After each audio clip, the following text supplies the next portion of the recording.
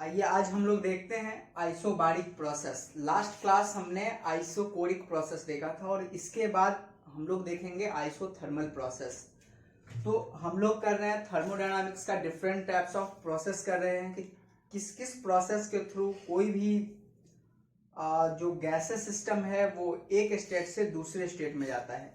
तो what is isobaric process? देखिए isobaric, ये जो आइसोबारिक है ये बार से मिलकर बना हुआ है और बार किसका यूनिट होता है? प्रेशर का होता है। ठीक है, तो इसीलिए यहां से इसी से आइडिया लगता है कि आइसोबारिक प्रोसेस एक कांस्टेंट प्रेशर प्रोसेस होता है, यानी कि वैसा प्रोसेस जिसमें प्रेशर कांस्टेंट रहता है उसको हम लोग आइसोबारिक प्रोसेस बोलते हैं।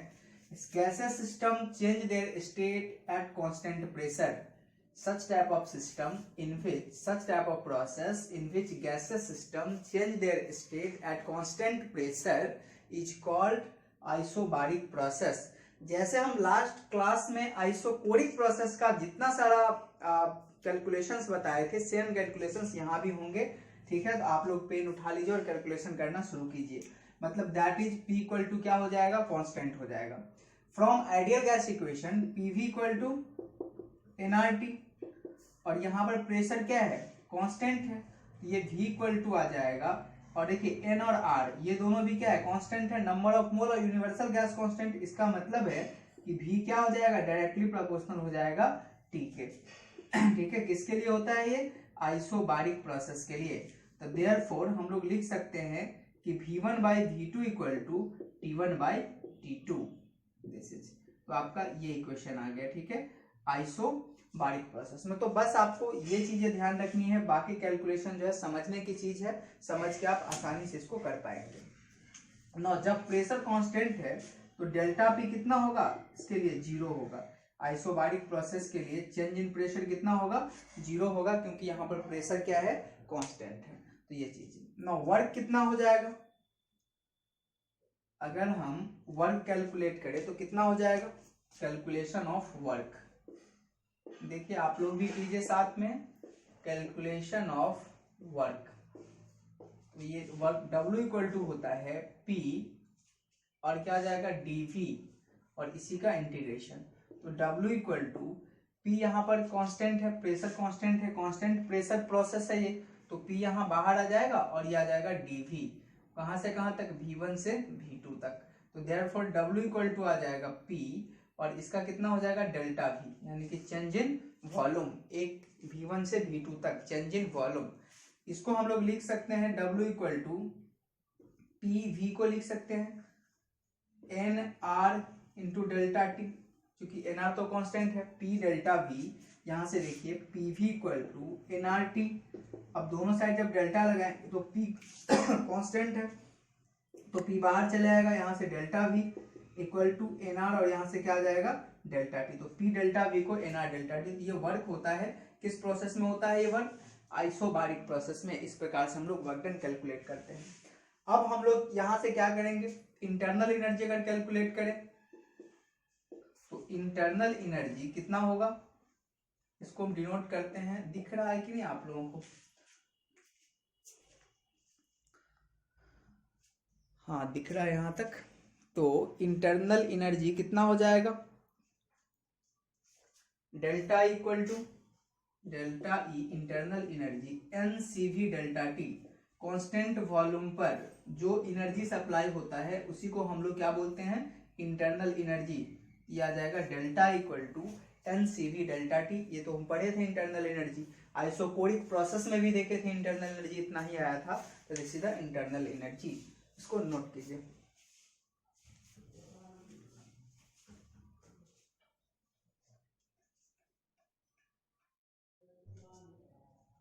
आगे बढ़ते हैं यहाँ से। अब क्या कैलकुलेट करना है? First law of thermodynamics. ठीक है, फर्स्ट लॉ ऑफ थर्मोडायनामिक्स हम लोग लगाएंगे। फर्स्ट लॉ ऑफ थर्मोडायनामिक्स क्या कहता है? First law of thermodynamics, delta Q equal to delta E plus delta W work, और यहां से हम लोग डेल्टा Q निकालेंगे। अब देखिए यहां से, तो delta Q equal to delta E कितना है? NCV delta T। NCV delta T, बहुत स्मूथली यहाँ पे चलना है, किसी कोई हड़बड़ाने की जरूरत नहीं है, कैलकुलेशन एकदम सिमिलर पैटर्न पे जाएगा, रखने की भी जरूरत नहीं है। डेल्टा W कितना हो जाएगा? एन आर डेल्टा टी ये आ जाएगा। अब यहां से delta Q equal to N delta T हम लोग कॉमन ले सकते हैं, एन डेल्टा टी बच गया सी वी प्लस आर, और सी वी प्लस आर किसके बराबर होता है, सीपी के बराबर होता है। Delta Q equal to N delta T into CP, कैसे, तो CP minus CV equal to R, तो CP equal to R plus CV, तो देयरफॉर ये डेल्टा क्यू आ जाएगा एन सीपी डेल्टा टी, और ये एन सीपी डेल्टा टी किसके बराबर है, कांस्टेंट प्रेशर पर इंथैल्पी के बराबर। इंथैल्पी का फॉर्मूला क्या होता है, एनसीपी डेल्टा टी, और इंथैल्पी बताए थे कांस्टेंट प्रेशर पर जो हीट सप्लाई होता है वही क्या होता है, इंथैल्पी के बराबर होता है, यानी कि delta Q equal to delta H. अच्छा, लास्ट लेक्चर में हम बताए थे कि कांस्टेंट वॉल्यूम पर जो हीट सप्लाई होता है उसको क्या बोलते हैं, आप लोग जरा बताइए। तो यहाँ पर देखें, रिवाइज कर रहे हैं या फिर नहीं कर रहे हैं, कमेंट करके बताइए। Delta Q equal to delta H, this is the, ये आ गया। तो ये चीज यहाँ पे कैलकुलेशन है। अब हम लोग क्या करेंगे, यहाँ पर ग्राफ खींचेंगे, क्योंकि ग्राफ का पैटर्न देखते हैं कि ग्राफ किस तरह से खींचा जाता है यहाँ पे, ठीक है। हटाते हैं इसको, हाँ बोलो। शशि सर नहीं है बाहर।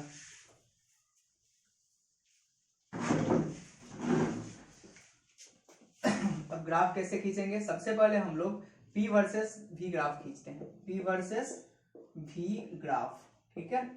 तो यहाँ पर कौन सा प्रोसेस है, कांस्टेंट प्रेशर प्रोसेस है, तो P वर्सेस V ग्राफ में क्या होगा, प्रेशर कांस्टेंट रहेगा, तो इस पर हम लोग P लेते हैं और इस पर V लेते हैं, तो ग्राफ कैसे जाएगा, ऐसे, प्रेशर क्या है, कांस्टेंट है, तो ये सीधा प्रेशर वर्सेस वॉल्यूम ग्राफ हो जाएगा। अच्छा, प्रेशर वर्सेस वॉल्यूम ग्राफ का एरिया क्या देता है, बताइए कमेंट करके। प्रेशर वर्सेस वॉल्यूम ग्राफ का एरिया वॉल्यूम एक्सिस पर क्या देता है, ठीक है, आप लोगों को बताना है। अगर ये यहां से आ गया तो एक चीज देखिए, ऐसे हो सकता है, या फिर एरो का निशान ऐसे हो सकता है। अगर एरो इस तरीका से जा रहा है, इसका मतलब क्या है, प्रेशर तो कांस्टेंट है लेकिन वॉल्यूम बढ़ रहा है, और वॉल्यूम जब बढ़ता है तो इसको हम लोग क्या बोलते हैं, एक्सपेंशन। वॉल्यूम बढ़ता है तो इसको एक्सपेंशन, और वॉल्यूम देखिए धीरे धीरे घट रहा है, इसको क्या बोलते हैं हम लोग, कंप्रेशन। ये भी ध्यान रखना है। तो ये ग्राफ होता है P वर्सेस V ग्राफ का फॉर आइसोबारिक प्रोसेस के लिए। 9, अब किसके बीच में ग्राफ खींचेंगे हम लोग, P और T के बीच में खींच सकते हैं, P वर्सेस T ग्राफ, ठीक है, P versus T graph, P और T के बीच में ग्राफ खींचना है। कैसे खींचेंगे ये, यहाँ भी क्या है, प्रेशर कांस्टेंट है, तो ये आ जाएगा यहाँ से P और T, तो P और T के बीच का ग्राफ क्या होगा, pressure this is the constant, ये प्रेशर क्या हो जाएगा, कांस्टेंट हो जाएगा। तो देखिए यही ग्राफ होगा P और T के बीच का, ठीक है। अब देखें यहाँ पर, अगर एरो का साइन ऐसे देते हैं तो क्या हो जाएगा, प्रेशर तो कांस्टेंट है लेकिन टेम्परेचर क्या हो रहा है, बढ़ रहा है, टेम्परेचर क्या हो रहा है, बढ़ रहा है। और अगर टेम्परेचर बढ़ेगा तो इस इक्वेशन से देखिए PV इक्वल टू nRT से, अगर टेम्परेचर बढ़ेगा तो वॉल्यूम भी क्या होगा, बढ़ेगा, तो वॉल्यूम जब बढ़ रहा है तो ये क्या हो जाएगा आपका, ये एक्सपेंशन हो जाएगा। और अगर ये स्लो ऐसे हो गया, टेम्परेचर घटा तो वॉल्यूम भी घटा, यानी कि ये किसका आ जाएगा, कंप्रेशन का आ जाएगा, ठीक है। तो this is the graph of P versus V graph and P versus T graph for the isobaric process.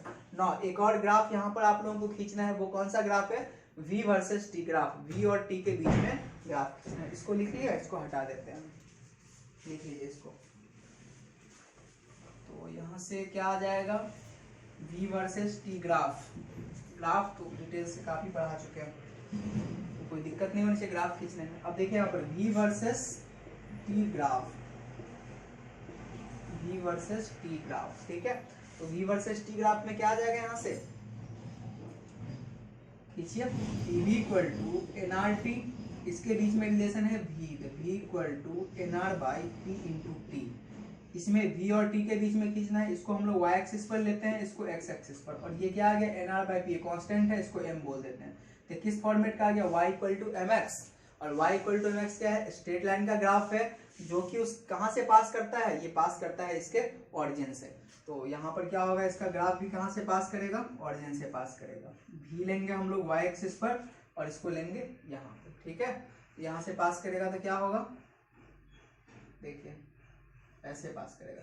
तो ये ग्राफ किसके बीच में है, V वर्सेस T के बीच में। लेकिन यहाँ से ग्राफ स्टार्ट नहीं होगा, क्यों नहीं होगा? क्योंकि यहाँ पर ग्राफ होने का मतलब है कि इसका टेम्परेचर एब्सोल्यूट 0 केल्विन हो जाए, और टेम्परेचर एब्सोल्यूट 0 केल्विन पॉसिबल नहीं है, इसीलिए ग्राफ क्या होगा, थोड़ा सा ऊपर से स्टार्ट होगा। ये हम बस डॉटेड लाइन मिला दिए हैं, ग्राफ आपका यहाँ से है, ठीक है, ये ग्राफ आपका ये है। दिस इज, अब यहाँ पर क्या करना है हमको, मान लीजिए कि हम कंपेयर करने के लिए, किस कंपेयर करने के लिए 3 ग्राफ खींचते हैं। ग्राफ इसका यही है, v वर्सेस t का ग्राफ। अगर मान लीजिए कि 3 ग्राफ है, देखिए इसका स्लोप ये हो गया इंक्लिनेशन। अब मान लीजिए कि एक स्लोप ये वाला ग्राफ है, ठीक है, ये 2, इसका स्लोप ये आ गया, ये किस v और t के बीच का ग्राफ है कांस्टेंट प्रेशर पे। अब यहाँ पे अगर पूछा जाए हमसे कि इसका प्रेशर P1 है और इसका P2 है, तो आप बताइए तो P1 और P2 में क्या रिलेशन है, P1 बड़ा है या P2 बड़ा है, ये देखना है। देखिए दोनों में स्लोप किसका बड़ा है, बात बताइए, इस ग्राफ में और इस ग्राफ में स्लोप किसका बड़ा है, स्लोप P1 का बड़ा है। तो स्लोप जो है, स्लोप किसका बड़ा है, P1 का बड़ा है, और स्लोप P2 का क्या है, छोटा है। तो स्लोप बड़ा है यानी कि tan थीटा, और स्लोप किसके बराबर है, nr/p। तो nr/p P1 का बड़ा है, मतलब ये यहाँ पे लिख रहा है,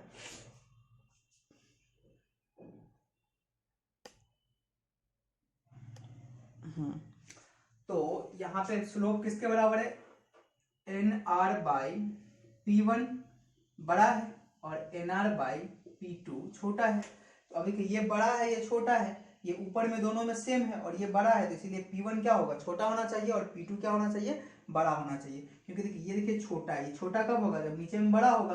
तो देयरफॉर यहाँ से हम बोल सकते हैं कि P1 greater than P2, P1 greater than P2। P1 का वैल्यू क्या है, बड़ा है, एक मिनट, सॉरी ये छोटा है ना, तो P1 छोटा हो जाएगा, ठीक है। तो P1 लेस देन P2, मतलब ये क्या है, प्रेशर छोटा है और ये प्रेशर क्या है, बड़ा है। अगर नीचे एक और ग्राफ रहता और P3 रहता, तो P3 क्या हो जाएगा, इससे भी छोटा हो, इससे भी इससे बड़ा होगा, ये बड़ा छोटा, इसके बाद ये छोटा, और इसके बाद ये वाला छोटा। तो इस तरह से कंपेयर करने के लिए भी पूछ दिया जाता है। तो this is the complete isobaric process. अब आइसोबारिक प्रोसेस, डिफरेंट प्रोसेस से क्वेश्चंस कैसे पूछे जाते हैं, तो जब सारे हम लोग क्या करेंगे ना, प्रोसेस पढ़ लेंगे, उसके बाद हम लोग क्वेश्चंस करेंगे। इसके बाद नेक्स्ट लेक्चर में हम आएंगे आइसोथर्मल प्रोसेस। इसको आप नोट कीजिए, किसी भी तरह की प्रॉब्लम होती है, डाउट होती है, तो आप कमेंट करके बताइए, ठीक है। और एक और चीज प्रॉब्लम क्या आती है कि आप लोग सब्सक्राइब तो चैनल किए हैं, लेकिन जो आपका बेल का जो आइकॉन है उसको आप क्लिक नहीं किए हुए हैं, तो आपको नोटिफिकेशन नहीं मिलता है। इसके लिए व्हाट्सएप पे ये करना पड़ता है, भेजना पड़ता है।